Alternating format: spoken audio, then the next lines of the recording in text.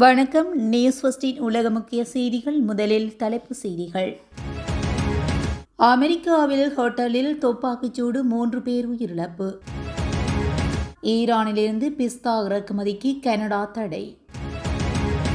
மீண்டும் ஐநா பொருளாதார தடைகள். திருப்பி அனுப்பப்பட்ட 12 இலங்கையர்கள். 17 பயங்கரவாதிகள் சுட்டுக்கொலை. பாகிஸ்தான் பாதுகாப்பு படை நடவடிக்கை. கனடாவில் 5 மாகாணங்களில் சம்பள அதிகரிப்பு.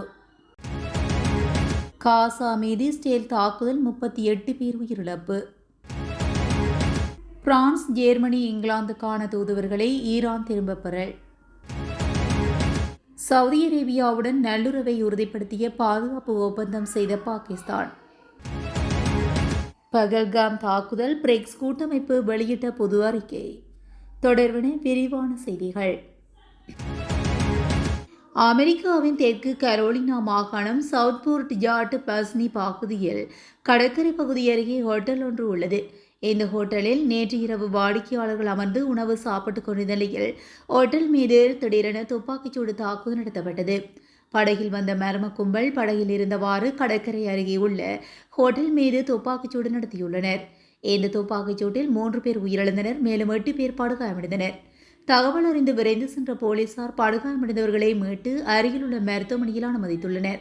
மேலும் இந்த துப்பாக்கிச்சூடு தாக்குதல் குறித்து விசாரணை நடத்தப்பட்டு வருகின்றதாக தெரிவிக்கப்பட்டுள்ளது.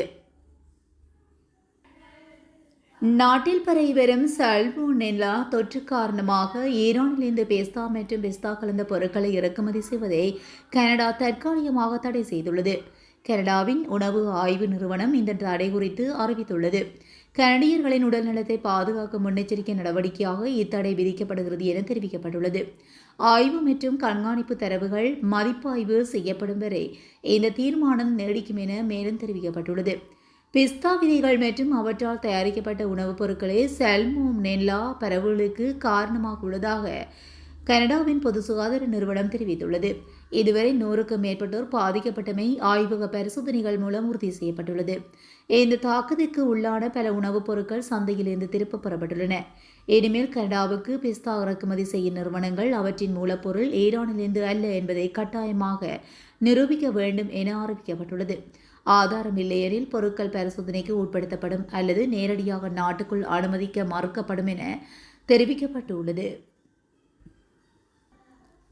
அணுசக்தி திட்டம் தொடர்பான ஐநா பொருளாதார தடைகள் மீண்டும் அமலுக்கு வரும் நிலையில் பிரான்ஸ், ஜெர்மனி, பிரிட்டன் நாடுகளிலிருந்து தங்கள் நாட்டு தூதுவர்களை ஈரான் சனிக்கிழமை திரும்பப் பெற்றுள்ளது.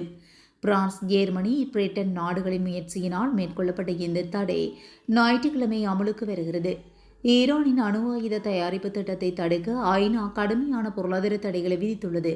கடந்த 2015 ஈரானுக்கும் ஐநா பாதுகாப்பு கவுன்சிலின் நிரந்தர உறுப்பு நாடுகள் மற்றும் ஜெர்மனிக்கும் இடையே கையொப்பமான ஒப்பந்தத்தை தொடர்ந்து அந்த தடைகள் விலக்கிக் கொள்ளப்பட்டன. இந்த ஒப்பந்தத்தின்படி தங்கள் அணுசக்தி திட்டங்கள் மூலம் அணு ஆயுதங்கள் தயாரிக்கப்படாது என ஈரான் உறுதி அளித்துள்ளது. இதனிடையே ஒபாமாவை அடுத்து அமெரிக்க அதிபராக பொறுப்பேற்ற டொனால்ட் ட்ரம்ப் அந்த ஒப்பந்தத்திலிருந்து விலகுவதாக கடந்த 2018 அறிவித்திருந்தார். இதன் பின்னர் ஈரான் யுரேனியத்தை செறிவூட்டும் நடவடிக்கையை அதிகரித்ததை அடுத்து அணுசக்தி விவகாரம் தொடர்பாக புதிய ஒப்பந்தம் மேற்கொள்ள ஈரானும் அமெரிக்காவும் மறைமுக பேச்சுவார்த்தையை நிகழாண்டில் தொடங்கின. இந்த சூழலில் ஈரானின் அணுசக்தி திட்டங்கள் தங்கள் நாட்டுக்கு எதிரானது என கூறி வரும் இஸ்ரேல் ஈரானின் அணுசக்தி கட்டமைப்புகள் மீதும் கடந்த ஜூனில் வான்வழி தாக்குதல் நடத்தியது. இதனால் அந்நாட்டின் அணுசக்தி திட்ட நடவடிக்கைகளை கண்காணிக்க முடியாத நிலை ஏற்பட்ட நிலையில் பிரான்ஸ், ஜெர்மனி, பிரிட்டன் ஆகிய நாடுகள் இதற்கு கண்டனம் தெரிவித்தன. IAEAக்கு ஒத்துழைப்பு வழங்காதது மற்றும் அமெரிக்காவுடன் நேரடி பேச்சுவார்த்தையில் ஈடுபடாதது தொடர்பாக ஈரான் மீது பொருளாதார தடைகளை மீண்டும் அமல்படுத்துவதற்கான நடைமுறையை தொடங்கியிருப்பதாக அந்த நாடுகள் கடந்த மாத இறுதியில் அறிவித்தன. ஸ்னாப்ஃபேக் எனப்படும் இந்த நடைமுறையை ஞாயிற்றுக்கிழமை 3 நாடுகளும் அமுல்படுத்தப்பட்டுள்ளன. இதன் மூலமாக வெளிநாட்டில் உள்ள ஈரான் சொத்துக்கள் முடக்கப்படும். அந்நாட்டுடன் பிற நாடுகள் பாதுகாப்பு தளவாட ஒப்பந்தங்களை மேற்கொள்ள முடியாது. இந்த சூழ்நிலையில் பிரான்ஸ் உள்ளிட்ட 3 நாடுகளுக்கான தமது தூதர்களை ஈரான் திரும்ப அழைத்துள்ளதாக, ஆனால் ஆலோசனைக்காக தூதர்கள் திரும்ப அழைக்கப்பட்டுள்ளதாக ஈரான் நாட்டு அரசு ஊடகம் தெரிவித்துள்ளது. மண்ணல்ல பிரச்சினைகள் அல்லது போதைப்பொருள் துஷ்பிரயோகம் தொடர்பான பிரச்சினைகள் உள்ள சுமார் 12 இலங்கையர்கள் சமீபத்திய காலங்களில் இஸ்ரேலில் இருந்து இலங்கைக்கு திருப்பி அனுப்பப்பட்டுள்ளதாக இஸ்ரேலுக்கான இலங்கை தூதர் நிமல் பண்டார தெரிவித்தார். வெளிநாட்டு வேலை வாய்ப்புக்காக இதுபோன்ற பாதிப்புகள் உள்ள நபர்களை அனுப்புவதை தவிர்க்குமாறு சம்பந்தப்பட்ட குடும்பங்களை இலங்கை தூதரகம் கேட்டுக்கொள்கிறது என்று தூதர் நிமல் பண்டார மேலும் கூறினார். இஸ்ரேலில் கட்டுமான பணிகளில் முன்னர் பணியாற்றி வந்த மேலும் 2 இலங்கையர்கள் வியாழக்கிழமை இஸ்ரேலில் இருந்து கொழும்புக்கு நாடு கடத்தப்பட்டதாக அவர் மேலும் தெரிவித்தார். மேலும் ஒரு நபர் போதைப்பொருள் பாவனை காரணமாக வேலைக்கு செல்வதற்கு பதிலாக பல்வேறு இடங்களில் சுற்றித் திரிந்ததாகவும், 2வது நபர் மன அழுத்தம் காரணமாக தனது பணியிடத்திலிருந்து தப்பி சென்று இதேபோல் வேலையில்லாமல் அலைந்து திரிந்ததாகவும் அவர் கூறினார். இஸ்ரேலில் உள்ள இலங்கை சமூகத்தை சேர்ந்தவர்களால் இருவரும் தூதரகத்தில் ஒப்படைக்கப்பட்டனர். 2 நபர்களும் தங்கள் பாஸ்போர்ட்டுகளை இழந்ததனால் தூதரகம் 2 தற்காலிக பாஸ்போர்ட்டுகளை இலவசமாக வழங்கியதாக தூதர் நிமல் பண்டார தெரிவித்தார். அவர்கள் தற்காலிக தங்குமிடத்தில் இருந்தபோது தூதரகம் அவர்களின் நலனை உறுதி செய்து புறப்படுவதற்காக விமான நிலையத்துக்கு அழைத்து சென்றதாகவும் அவர் மேலும் கூறினார். பாகிஸ்தானில் ஹைபர் பக்துன்வா மாகாணத்தில் நடைபெற்ற துப்பாக்கிச் சண்டையின் போது தடை செய்யப்பட்ட தெஹ்ரி-ஏ-தாலிபான் அமைப்பை சேர்ந்த 17 பயங்கரவாதிகளை பாதுகாப்பு படையினர் சுட்டுக் கொன்றதாக காவல்துறை தெரிவித்தது. இது தொடர்பாக கரக் மாவட்ட காவல்துறை அதிகாரி சாபஸ் எல்ஹாகி கூறியதாவது: டிடிபி முல்லா நசீர் குழுவுடன் தொடர்புடைய பயங்கரவாதிகள் கரக் மாவட்டத்தில் பதுங்கியிருப்பதாக ரகசிய தகவல் கிடைத்ததை அடுத்து எல்லை பாதுகாப்படை மற்றும் காவல்துறையினர் இணைந்து அப்பகுதியில் தேடுதல் பணியில் ஈடுபட்டனர்.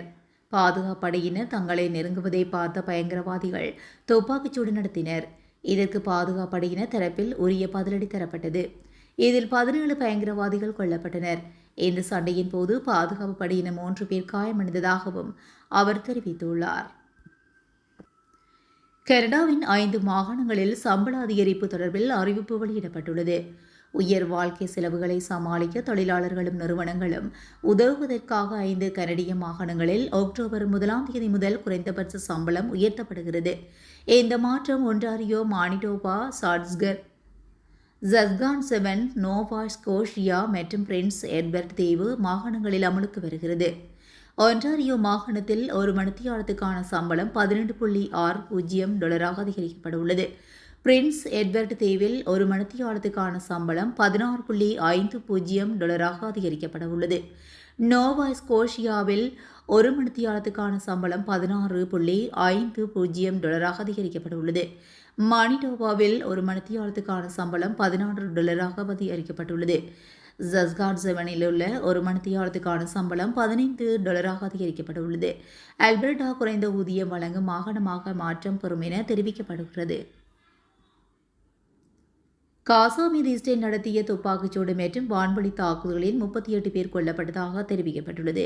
காசா மீதான இஸ்ரேலின் போரானது பாலஸ்தீனர்களுக்கு எதிரான இனப்படுகொலை என நியூயார்க்கில் இடம்பெற்ற ஐக்கிய நாடுகள் சபையின் பொது அவை கூட்டத்தில் பல்வேறு நாடுகளின் தலைவர்களை குறிப்பிட்டுள்ளனர். இதனால் உடனடியாக போர் நிறுத்தம் கொண்டுவரப்பட்டு உணவு உள்ளிட்ட அத்தியாவசிய பொருட்கள் காசாவினுள் செல்ல அனுமதிக்கப்பட வேண்டும் எனவும் அவர்கள் வலியுறுத்தி வருகின்றனர். இந்நிலையில் மத்திய மற்றும் வடக்கு காசாவில் நேற்று இஸ்ரேல் நடத்திய துப்பாக்கிச்சூடு மற்றும் வான்வழி தாக்குதலில் 38 பேர் கொல்லப்பட்டதாகவும், இதில் நுசாரத் அகதிகள் முகாமில் வசித்த ஒரே குடும்பத்தை சேர்ந்த 9 பேரும் கொல்லப்பட்டதாக அந்த சுகாதார அமைப்புகள் தெரிவித்துள்ளன. அணுசக்தி திட்டம் தொடர்பான ஐநா பொருளாதார தடைகள் மீண்டும் அமலுக்கு வரும் நிலையில் பிரான்ஸ், ஜெர்மனி, இங்கிலாந்து ஆகிய நாடுகளில் இருந்து தங்கள் நாட்டு தூதுவர்களை ஈரான் நேற்று திரும்பப் பெற்றுள்ளது. பிரான்ஸ், ஜெர்மனி, இங்கிலாந்து ஆகிய நாடுகளின் முயற்சியாக மேற்கொள்ளப்பட்ட இந்த தடை இன்று அமலுக்கு வருகிறது. இஸ்ரேல் மீது ஈரான் தாக்குதல் நடத்திய நிலையில் ஈரானின் அணுசக்தி மையங்கள் மீது சக்தி வாய்ந்த குண்டுகளை அமெரிக்கா வீசியது.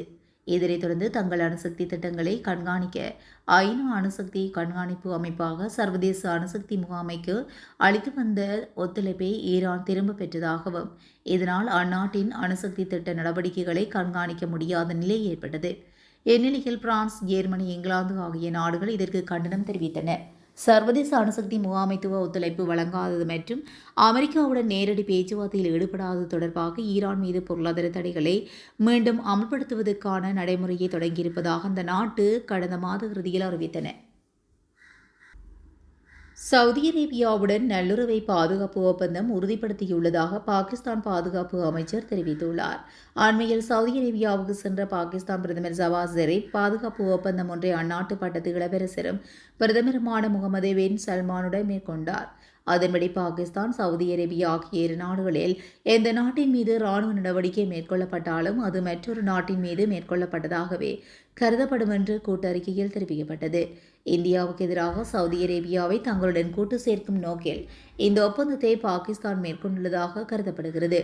இந்த ஒப்பந்தம் குறித்து ஊடகத்துக்கு பேட்டியளித்த கவாஜா ஆஷிப், கத்தாரில் இஸ்ரேல் தாக்குதல் நடத்தியதன் எதிர்வினையாக சவுதி அரேபியா பாகிஸ்தான் பாதுகாப்பு ஒப்பந்தத்தை கருத முடியாது.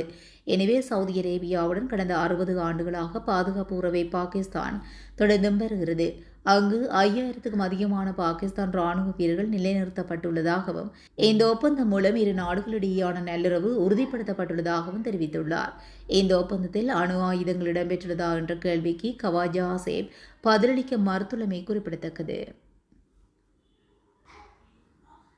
பகல்காம் தாக்குதலுக்கு கடும் கண்டனம் தெரிவித்து பிரிக்ஸ் கூட்டமைப்பின் அறிக்கை வெளியாகியுள்ளது. பிரிக்ஸ் கூட்டமைப்பில் பிரேசில், ரஷ்யா, இந்தியா, சீனா, தென்னாப்பிரிக்கா ஆகிய 5 முதன்மை நாடுகளுடன் எகிப்து, எதியோப்பியா, ஈரான், ஐக்கிய அரபு அமீரகம், இந்தோனேசியா ஆகிய நாடுகள் உறுப்பு நாடுகளும் இடம்பெற்றுள்ளன. இந்த நிலையில் நியூயார்க்கில் பிரிக்ஸ் கூட்டமைப்பு உறுப்பினராக உள்ள நாடுகளின் ஆலோசனைக் கூட்டம் நடைபெற்ற நிலையில் அதில் உறுப்பினர் நாடுகளின் வெளியுறவு அமைச்சர்கள் பங்கேற்றனர். அதன் பகல்காம் தாக்குதலுக்கு கடும் கண்டனம் தெரிவித்து பிரிக்ஸ் கூட்டமைப்பின் அறிக்கை வெளியானது. அதில் 2025 ஏப்ரல் 25 முதல் ஜம்மு காஷ்மீரில் நடத்தப்பட்ட பயங்கரவாத தாக்குதலை பிரிக்ஸ் கடுமையாக கண்டிக்கிறது என்று, இந்த தாக்குதலில் 26 பேர் கொல்லப்பட்டதாகவும் பலர் காயமடைந்தனர். எல்லை கடந்த பயங்கரவாத செயல்கள், பயங்கரவாதத்துக்கான நிதியுதவி உட்பட அனைத்து வடிவங்களிலுமான பயங்கரவாதத்தை முழு திறனுடன் எதிர்கொள்வதை பிரிக்ஸ் மீண்டும் வலியுறுத்துகிறது. எனவே பயங்கரவாதத்தை எந்தளவிலும் சகித்துக் கொள்ள முடியாது என்பதிலும் அதில் இரட்டை நிலைப்பாடு கிடைக்காது என்பதையும் வலியுறுத்துகிறதாக தெரிவிக்கப்பட்டுள்ளமை குறிப்பிடத்தக்கது. இதுபோன்ற செய்திகளை உடனுக்குடன் தெரிந்து கொள்ள நியூஸ் ஃபர்ஸ்டுடன் இணைந்திருங்கள். நன்றி, வணக்கம்.